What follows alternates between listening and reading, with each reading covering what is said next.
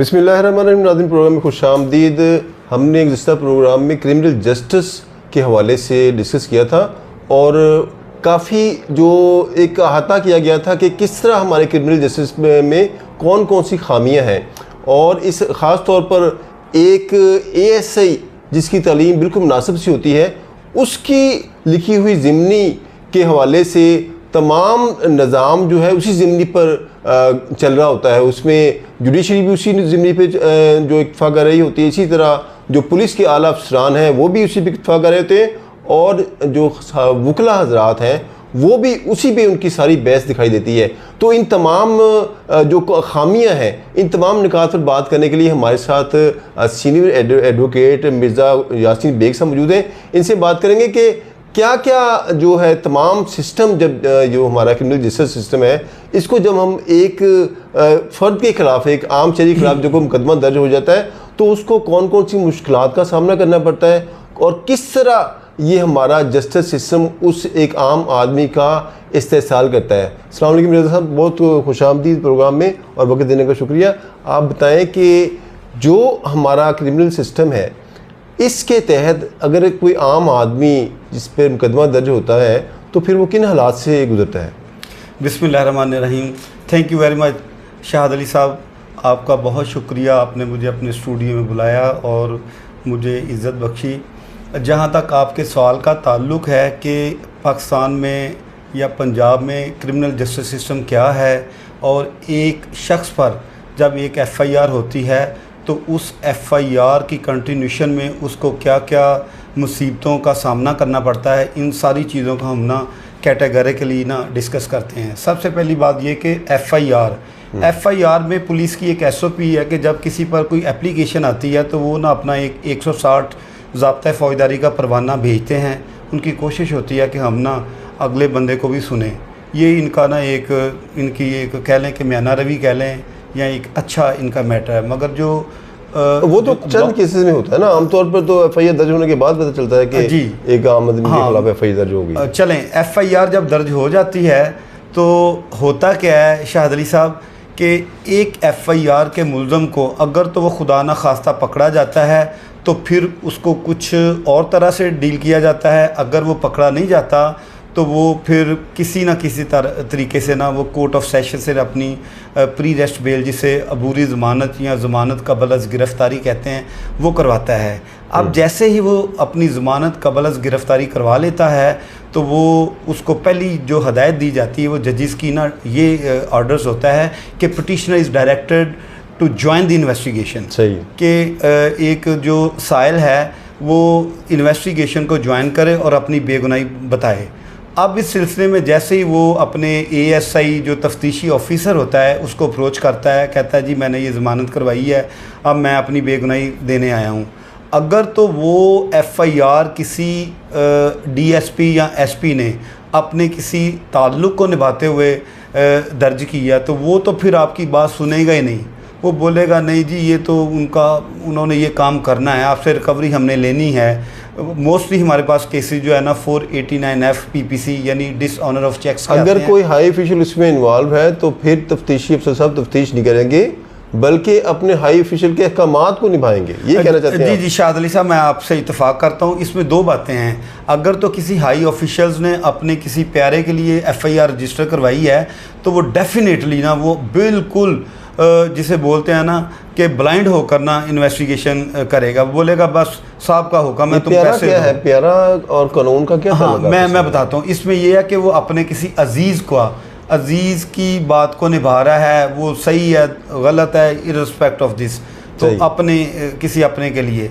अब दूसरी बात ये कि अगर ऐसी बात नहीं है तो FIR कोर्ट ऑर्डर्स पर आई है तो उसमें कुछ डिफरेंट है। उसमें क्या है कि जैसे ही वो जो एक्यूज़ है वो बतौर पिटिशनर जाता है, इन्वेस्टिगेशन ज्वाइन करता है, तो उसको बड़ी तकालीफ जो है ना उसका सामना करना पड़ता है। मिसाल के तौर पर वो कहता है जी मैं उस वक्त पाकिस्तान में मौजूद नहीं था, ये मेरा चेक जो है ये अपना मिस यूज़ हुआ है, या ये चेक मैंने इस बंदे को नहीं दिया, मैंने फ़लाँ बंदे को दिया था, या ये चेक मैंने सेल्फ़ का दिया था। ये सारी बातें जो है ना वो तफ्तीशी ऑफिसर जो है ना as per law he is duty bound to get the version of the petitioner, मगर वो ऐसा नहीं करता। और वो क्या करता है जी, वो कहता है कि नहीं, क्यों नहीं ऐसा कर पाता? वो कहता है कि जी एक ना उसकी एक बड़ी अजीब सी बात है, एक तो माशाल्लाह से उसकी तालीम जो है ना वो पूरी सी होती है, दूसरी बात ये वो कहता है जी चेक तुम्हारा है, सिग्नेचर तुम्हारे हैं, बस मैंने तुम्हें ना चालान करना है। चालान हम बोलते हैं अपनी ज़बान में कि आपको जुडिशल करवाना है, जेल भिजवाना है। तो वो बिल्कुल नहीं सुनता, वो उसके ना उसकी कॉन्टिन्यूशन में जाता ही नहीं है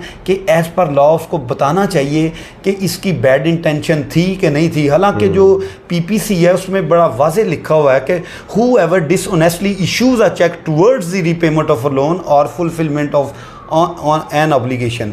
बताने का मकसद ये है कि उसमें मेलाफाइडी जो है ना, डिसऑनेस्टी, इसको बहुत ज़्यादा स्ट्रेस किया गया है, बहुत ज़ोर दिया गया है कि अगर उसकी डिसऑनेस्टी है, कोई उसकी बदनीति है, तब ये जुर्म मेड आउट होता है। अदरवाइज़ सिर्फ चेक देना जो है ना, ये कारोबारी सिलसिले में ये कोई जुर्म नहीं है। ये तो चेक देना तो एक मखसूस हो गया ना जी, 499F हो गया, बाकी मुकदमात में भी तो ये कुछ होता है। जी शाहद अली साहब, मैं आपका ना जो आपने पहले क्वेश्चन किया था कि ये क्रिमिनल जस्टिस सिस्टम किन के हाथों चढ़ा हुआ है, मैं बताना ये चाह रहा हूँ कि ये सारे निज़ाम में जो एक आईओ है ना, उसका इख्तियार ये है कि उसने अपनी फाइंडिंग कंक्लूजन देनी है कि वेदर एक्यूज इज़ गिल्टी और नॉट गिल्टी। सही।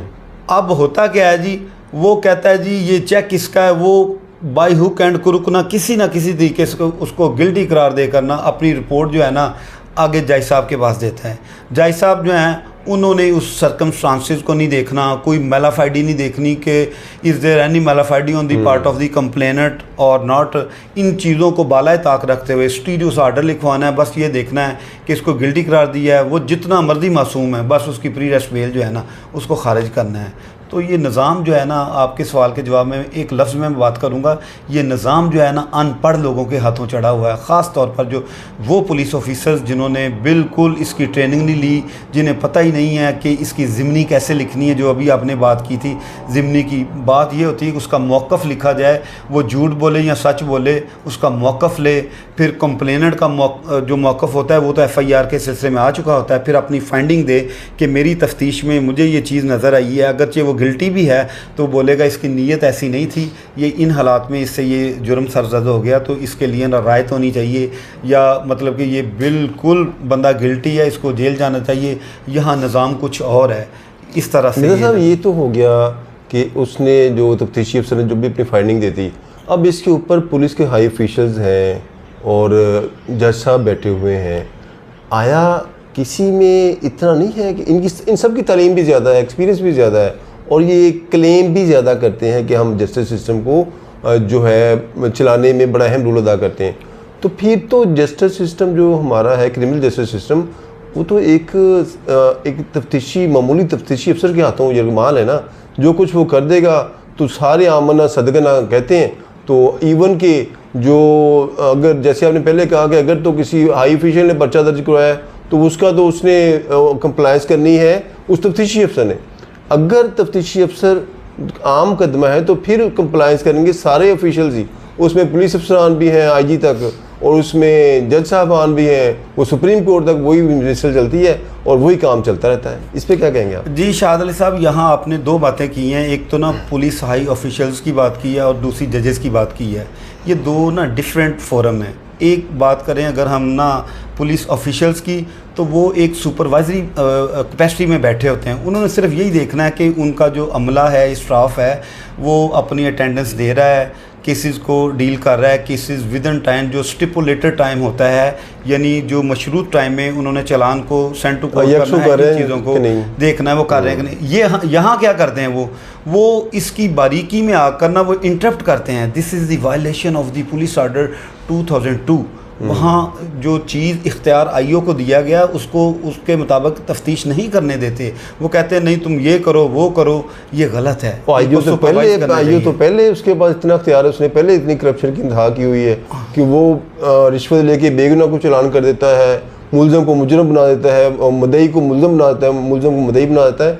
फिर अगर हाई ऑफिशियल्स भी नहीं होंगे तो फिर तो वो सारा कुछ शाहद अली साहब, मैंने बताया आपको यहाँ दो डिफरेंट चीज़ें हैं। अगर तो FIR ही किसी हाई ऑफिशियल्स ने करवाई है तो फिर वो जो हाई ऑफिशियल्स है ना उस ट्रैक पर चलेगा। अगर ऐसी बात नहीं है तो वो एक बेगुनाह बंदे को चलान कर रहा है, फिर भी वो क्या करेंगे जी, बोलेंगे कि आप इसको ऑन मेरिट करें। ऑन मेरिट का वर्ड ना राइटिंग में ले आएंगे मगर वो मुदाखलत करेंगे, ऐसा नहीं होना चाहिए। अब बारी आती है जजेस की। जजेस जो हैं सर वो बाउंड नहीं है शाहद अली साहब, उन्हें चाहिए कि अपना मैकेनिज़्म, अपना माइंड जो है इस्तेमाल करें। आया कि पुलिस की जो फाइंडिंग है whether it's a binding force upon the courts और नॉट, इस तनाजर में देखना चाहिए। वो क्या करते हैं, तो है उनके बिल्कुल इख्तियारात हैं। अगरचे एक बेल जो है एक टेंटेटिव असेसमेंट होती है, उसके मुताबिक चलना होता है, मगर इन स्पाइट ऑफ दिस के वो उस चीज़ को देखें और फिर उसमें लिखें कि यहाँ केसेस का प्रेशर इतना होता है तो वो कहते हैं ठीक है तफ्तीशी ने जो लिखा उसके मुताबिक फाइल करें। आमतौर पर तो यही देखा गया। देखें जी, प्रेशर हो या ना हो, डेटें भी तो डलती हैं ना। तो मैं समझता हूँ कि कोई भी इदारा जो है ना अपना जो निज़ाम है उसको दुरुस्त तरीके से नहीं चलाता। जजेस कहते हैं ये पुलिस वाला अपने सर पर ले, पुलिस वाले क्या करते हैं जी, दोनों का मौक़िफ़ लिखकर ये लिख देते हैं जी कि अदालत बेहतरीन फ़राहमी इंसाफ का ना मरकज़ है। ये कोई बात नहीं है, सीधी और क्लैरिटी के साथ ना इन्वेस्टिगेशन होनी चाहिए। अच्छा मिर्ज़ा साहब ये बताएँ कि ये तो वो नुकात हैं कि हमने खामी को निशानदेही की कि जजेस की इशू साइड पे ये प्रॉब्लम है, पुलिस की हाई ऑफिशियल की साइड पे ये प्रॉब्लम है, और एक जो IO है उसकी साइड पे ये प्रॉब्लम है। इसकी अब तमाम प्रॉब्लम्स की रेमेडी आपके ख्याल में क्या है?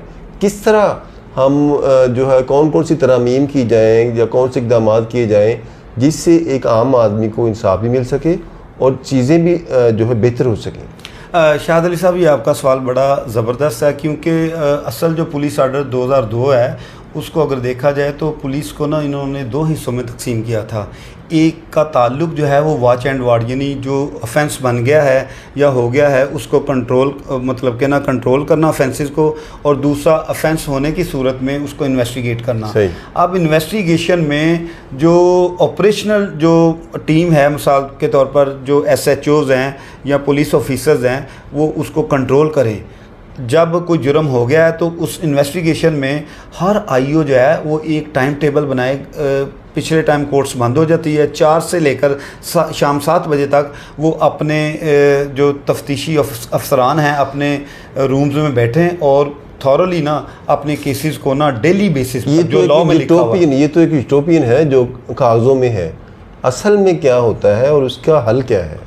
हल शाहद अली साहब यही है कि हाई ऑफिशियल्स जो है अपनी लिमिट्स में रहकर इसको सुपरवाइजरी कैपेसिटी में काम करें, और जो पुलिस इन्वेस्टिगेशन ऑफिसर्स हैं वो ऑन मेरिट जो असल बात है वो हक़ाइक़ को देखकर अपनी लिमिट्स में रहकर ना अज़्र ईमान ना इस काम को करें, तो इंशाल्लाह ये सिस्टम ठीक हो जाएगा। इसमें ये भी होता है कि पॉलिटिशियन अपना किरदार अदा करते हैं, जो बासर वकला हैं वो भी किरदार अदा करते हैं मुकदमात के अंदराज और अखराज में।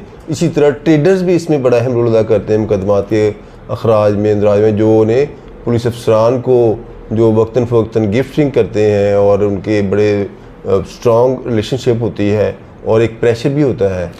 इससे क्या कहेंगे? इसमें शाहद अली साहब मैं ये पॉलिटिशियंस या जो ट्रेडर्स जिनकी बात की, इससे पहले मैं अपनी जो अवाम है ना ये इनका ज़्यादा फ़ाल्ट निकालूंगा, क्योंकि ये इन्हें तब तक सुकून ही नहीं होता जब तक ये कह नहीं देते जी फ़लाँ मिनिस्टर हमारा ये है, फ़लाँ बंदा हमारा ये लगता है, मैं उसे कह दूँगा, वो जज उसका वाक़फ़ है, वो पुलिस वाला उसका वाक़फ़ है।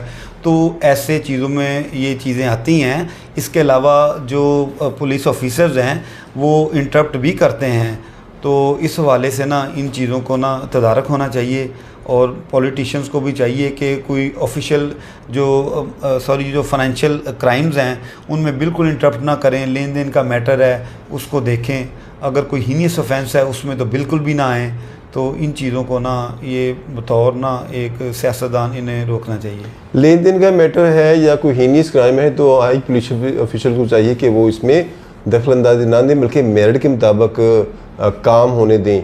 ये तो एक बड़ा एक आइडियलिज़म और यूटोपियन आइडिया है, और इस पे मैं समझता हूँ कि अगर काम हो जाए तो हमारे माशरे में जो ना हमारी बढ़ती जा रही है, माशरती ना हमारी बढ़ने से जो क्राइम रेट बढ़ रहा है और पुलिस मुकाबले करने के बावजूद क्राइम रेट कंट्रोल नहीं हो रहा, तो जब तक जैसे हमारे सीनियर एडवोकेट मिर्ज़ा यासीन बेग साहब ने कहा कि जब तक ये जो हाई ऑफिशियल्स हैं पुलिस के और पॉलिटिशियंस हैं, ट्रेडर्स हैं, जो भी बासर लोग हैं वो अपना जो मनफी किरदार अदा करना बंद नहीं करेंगे, उस वक्त तक माशरे में ये पुलिस सिस्टम को ठीक करने के लिए आप जितने मर्ज़ी इकदाम कर लें, जितने मर्ज़ी पुलिस आर्डर लें, उस वक्त तक सिस्टम जो है बेहतर तौर पर और कामयाब तौर पर सर्वाइव नहीं कर पाएगा जब तक हम अपने अंदर की करप्शन और अपने साथ की हुई कमिटमेंट को पूरा नहीं करेंगे।